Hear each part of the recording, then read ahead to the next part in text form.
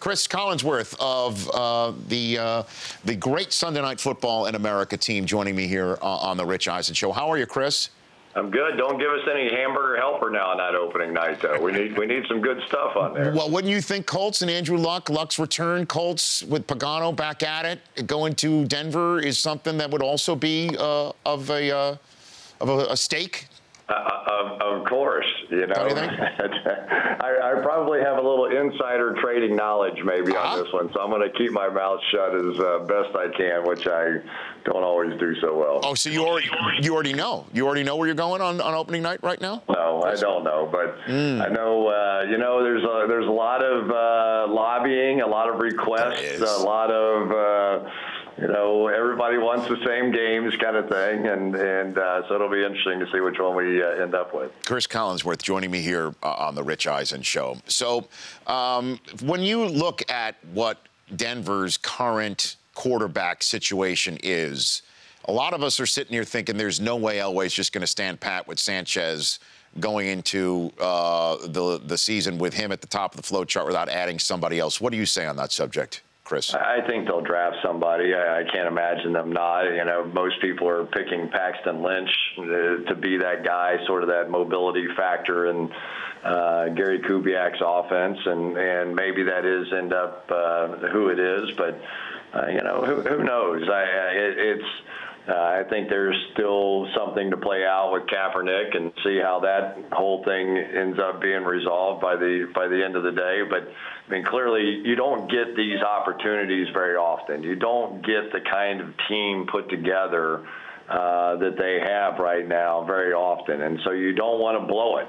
You know, a chance to repeat, and now you're fishing around at the quarterback position. And so I think he'll make a big play one way or another, either a first-round draft pick or whoever his free agent of choice is. But you think Kaepernick could be that guy? You think Colin Kaepernick could be, at the end of the day, when finally this game of chicken's over, can be the guy to go to Denver and keep this championship window open as well as break through it?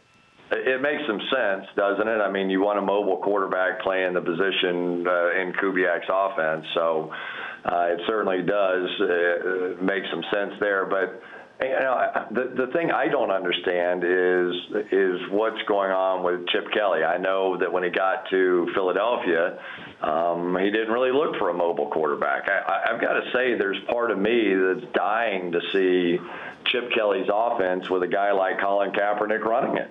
You know, I think it can still work despite the fact that it's in the National Football League and be very effective. So, you know, is he going to go to, you know, Blaine Gabbert? Is he going to go to more of a traditional quarterback like he did in Philadelphia? You know, I don't know.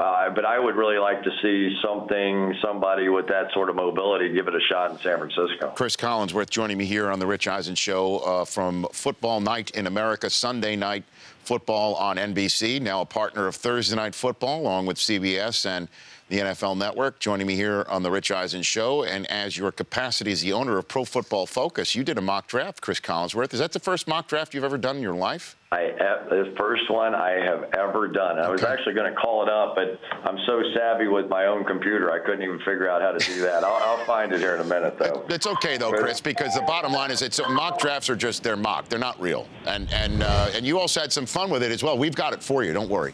Oh, good. I know I caused a little bit of a stir when I was talking about who we're going to trade. I still believe that these two quarterbacks are going to go 1-2. Okay. I don't know how. I don't know when. I don't know where. But the more I watch of the National Football League and the more I see this unfold, you know, you either have one of those guys that give you a chance to win a Super Bowl, or you don't. And if you don't, then you're not going to win a Super Bowl. Occasionally there comes along Baltimore Ravens or somebody that wins. Even last year, I think you could put in that category a little bit. But I think these two kids are they surefire going to be winning Super Bowls? No. but both of them have the kind of potential that I don't think teams can pass up. I you know, as much as I like Joey Bosa or, you know, whoever else you want to talk about, if you get a chance to have a quarterback that can do the things that these two guys can do, and you don't make a move to go get one of them when you could, I just think you're putting your career on the line as a general manager or head coach. Yeah, you had Carson Wentz going #1 overall to the L.A. Rams, trading all the way up to go get him. And obviously the Rams would be a team that would be in the market for a future franchise quarterback, one would think. Wentz looks like Andrew Luck to me. When I see him on tape, the way he just holds himself, the way he follows through, the size of Luck. Is that a fair comparison, do you think, Chris? Yeah, I think so. You know, I think he's a guy that his strength and ability to run the ball, it's a little Joe Flacco-like with his size and what he can do. He's a smart kid, valedictorian in high school, has a big arm, has some of the charisma that you look for, but he's not anywhere near as polished as Jared Goff is. Jared Goff, if nobody had ever told me about the hand size thing and the idea of his hand size playing in Cleveland, he had the game his freshman year where he couldn't hold on to the football in a bad rainstorm. And if I didn't know all that stuff, if I just watched the tape of Jared Goff this year, I would have said this is one of the top quarterback prospects I've seen in several years. This guy, the way he has played the position, you know, he doesn't have Aaron Rodgers' arm strength, but when I listen to him talk, when I watch him play, when I watch his mobility within that pocket, when I watch him with his eyes down the field and the little movements and the decision-making, he's a brilliant kid. He really is. He's a tremendous talent at the quarterback position. But it's the age-old discussion. You know, it is, are you going to take the guy who's polished and sophisticated and who's got a couple of physical things that you go, oh, boy, I wish he had a size 10 hand or whatever, or do you take a less experienced older kid in Carson Wentz who has all that physical ability that just jumps off the screen, makes some poor decisions. So I was watching the tape against Weber State, whatever you say that thing. But he has so many gifts. He's just such a gifted kid. So Cris Collinsworth joining me here on the Rich Eisen Show. Let's say that you're off in your mock draft for Pro Football Focus, and one of these two guys is available when Jerry Jones is on the clock at 4. Do you go ahead, if you're the Dallas Cowboys at 4, and take one of these quarterbacks right now? 1,000%. Huh. Yes. And you? Yes, I would. I absolutely would. Because, you know, just as Tony Romo had time to develop, as have other quarterbacks, you know, do I think the Dallas Cowboys are going to go win a Super Bowl next year? They could. You know, I mean, they were certainly one of the favorites last year before Tony Romo got hurt. But yes, I guess my answer is, do I put these two kids in a category that I'm willing to bet the next 10 years of my future that one of these two might turn out to be my next franchise quarterback? I think either one of them are worth that bet, yes. And what do you think the Eagles are up to? They're kicking the tires on virtually every top prospect at the position, sitting there at 8, which is far too low for either of the top two. What do you think the Eagles are up to, Chris? I'm not sure. I've got to say I've thought about it probably as much as you have. I don't know if they're trying to scare somebody. I don't know if they're trying to scare somebody into moving up in the draft ahead of them, although with San Francisco being right there, you wouldn't think that would be much of a strategy. I think Jeffrey Lurie is, and he and I have had a lot of conversations over the years about this very subject, that, you know, do you feel like what you have at the quarterback position, which they've spent some money on, do you feel like that is going to win a Super Bowl? Because as a guy who has lost 2 Super Bowls, I can tell you it does no good to get in the playoffs or to lose that Super Bowl. Nobody ever remembers who loses Super Bowls.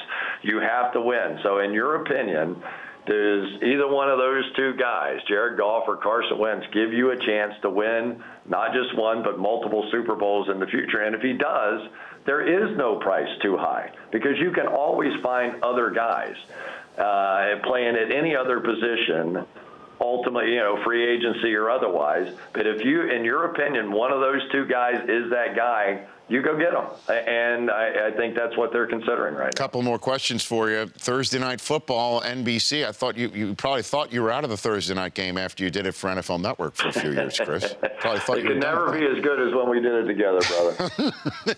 You and Bryant Gumbel in the booth, me and Marshall and Mooch, and then Irvin joined us down on the turf. We had some fun doing that. It was pretty awesome. But we're excited about it. Obviously, we get a chance to do a couple of games a week as we get into the meat of the schedule and what's going on coming down the stretch, and it's going to be exciting. I mean, for me, I just like watching football. So you know, either I'm going to be in the stadium or sitting on my couch, so I might as well be in the stadium. There you go. And you know, you've been asked to give opinions on so many things in your stellar, multiple Emmy Award-winning career. You've probably never been asked this. This was something that came up in the first hour of the show. Destination weddings, Chris. If you are asked to go to a destination wedding, do you feel, anywhere in the United States, of plane flight, do you feel you still have to give a gift? Is your presence your present? Cris Collinsworth. I just had a destination wedding with my daughter Katie and Patrick Hughes, and it happened in Sarasota, Florida, and Longboat Key, Florida. And I can tell you, we got a lot of guests and a lot of gifts. So, you know, would I personally? Yes. I would personally.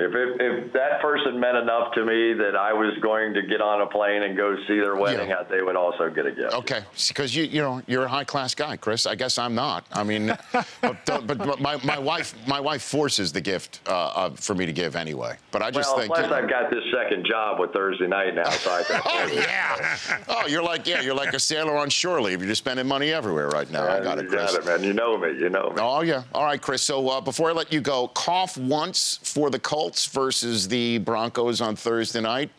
Twice for Carolina against the Broncos. Wow, that was multiple right there. Okay. A triple header on opening Thursday night. So there you go. All right. News. You won't get that news till a little bit later, but you'll be announcing it tomorrow. Okay, Chris. Thanks very much. There's Cris Collinsworth here on The Rich Eisen Show. The Rich Eisen Show, weekdays at noon Eastern on Audience.